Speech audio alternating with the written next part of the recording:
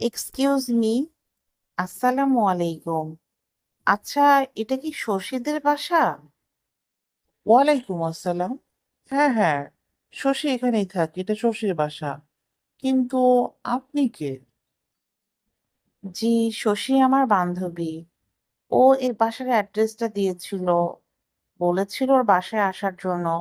আসলে আমি ওর কাছে একটা দরকারে এসেছি। আপনি কি প্লিজ ওকে একটু ডেকে দিতে পারবেন? ওহো, তুমি শশীর বান্ধবী। ও মাই গড, তাহলে তুমি তো আমার শালি হলে। তা বসো শালি, আমি তোমার বান্ধবীকে ডেকে নিয়ে আসছি। কি হইল ঘটনাটা? লোকটা আমাকে শালি কেন বললো? কেমন যেন একটা রহস্যের গন্ধ পাচ্ছি।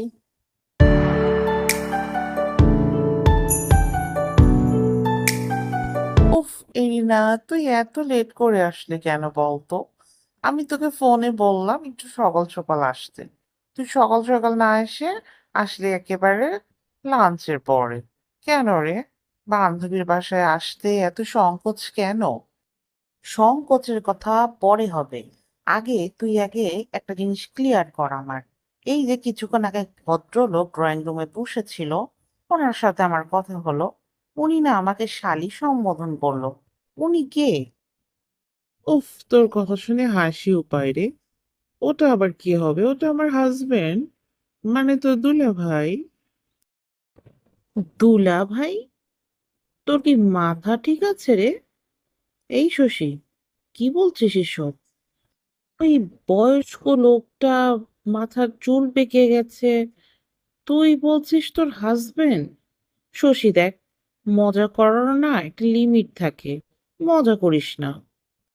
বান্ধবী, থাম থাম থাম। আমি এখন মজা করার মুডে নাই, বুঝছিস? আমি সত্যি কথাই বলছি, ওটা আমার হাজবেন্ড। ওটা হচ্ছে তোদের দুলাভাই, মিস্টার মঈন চৌধুরী। হাই রে হাই শশী, তুই কামটা করলি কি? শেষ পর্যন্ত একটা বুইড়া বাড়ারে বিয়ে করলি? তোর রুচির এত অধপতন হইছে, এটা তো আমার জানা ছিল না রে। তুই তো এমন মেয়ে কখনোই ছিলি না। সুন্দর চেহারা না হলে তুই যাকে বয়ফ্রেন্ড বানাইতি না, এখন পুরো বিয়ে করেছিস।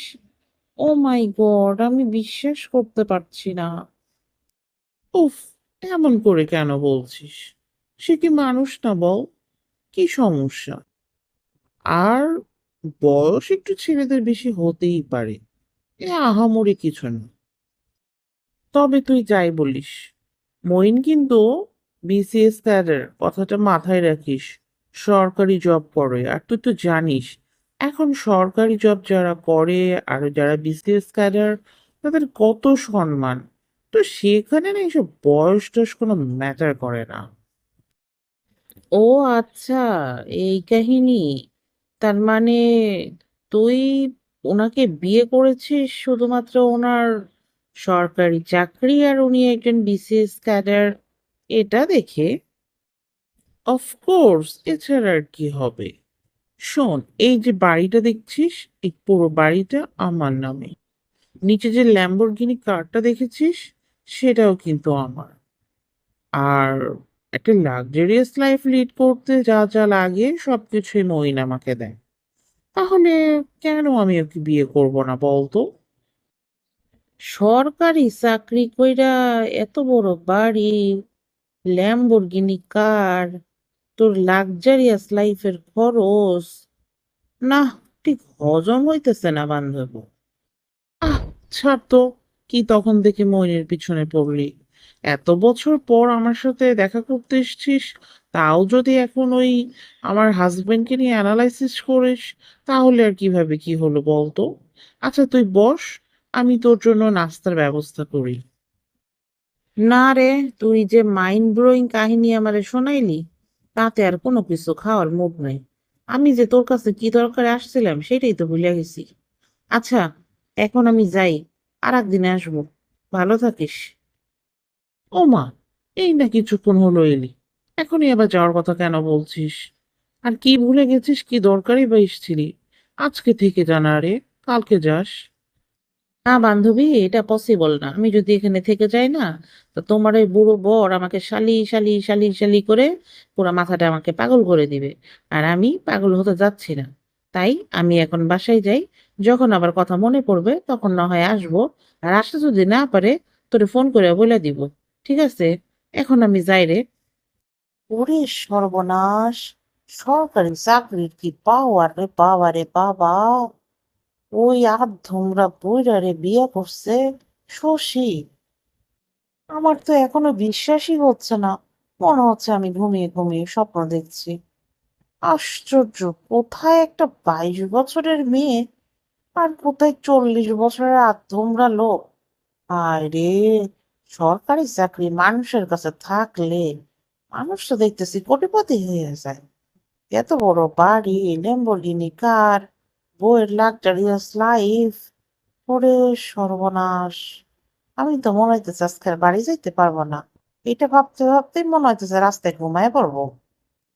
আচ্ছা, তোমরাই বলো তো, আমার বান্ধবীটা কি কাজটা ঠিক করছে? আমার তো মনে হয় ঠিক করেনি। টাকা টাকা করতে গিয়ে শেষ পর্যন্ত নিজের লাইফটারে এইভাবে নষ্ট করবো। আমার তো দেখে মনে হলো না যে দুজনের মধ্যে ভালো কোনো সম্পর্ক আছে। শুধু টাকারই সম্পর্ক দেখতেছি। আল্লাহ, সকলকে তৌফিক দান করো। আমিন। এই যে শোনো, তোমাদেরকে বলছি, তোমরা যেন আমার বান্ধবী শশীর মতন করো না। টাকার লোভে কোনো বুড়েরে বিয়ে করো না। তাহলে জীবন কিন্তু তেজপাতা হয়ে যাবে।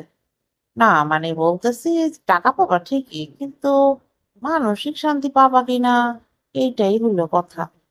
যাই হোক, ও কাজটা ভুল করছে না ঠিক করছে, আমার একটু বলো তো তোমরা। আমার তো মনে হচ্ছে কাজটা একেবারেই ঠিক করেনি।